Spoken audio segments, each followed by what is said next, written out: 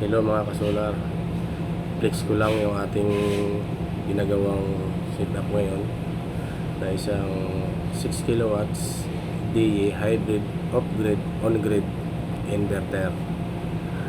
Ito po ay ang kanyang main panel board ng ating 6 kilowatts DE hybrid inverter.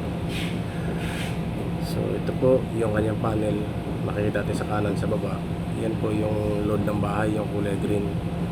So ganyan po kalakas ang demand ng load ng bahay.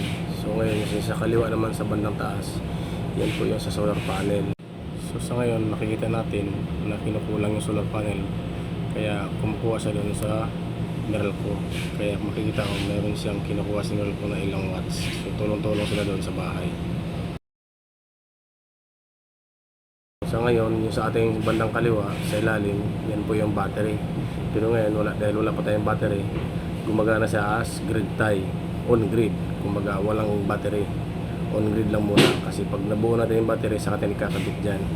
So sa ngayon, solar muna yung nagbibigay sa bahay. Kung makikita natin yung Meralco, wala siyang bibigay dito sa bahay natin. Kumbaga, kayang-kaya ng panel bigyan yung load ng bahay. Kapag naman kinukulang yung panel, kukuha yan sa Meralco. So magsishare sila, ang tawag yan load sharing. Kapag may battery na tayo, ang mangyayari dyan, tatlo sila magsishare sa bahay. So sa ngayon, dahil wala pa tayong battery, dalawa lang muna, Meralco at saka solar panel. So yung Meralco, nag-aabang lang yan para pag kinukulang yung solar panel, saka siya magtutulong papunta sa bahay.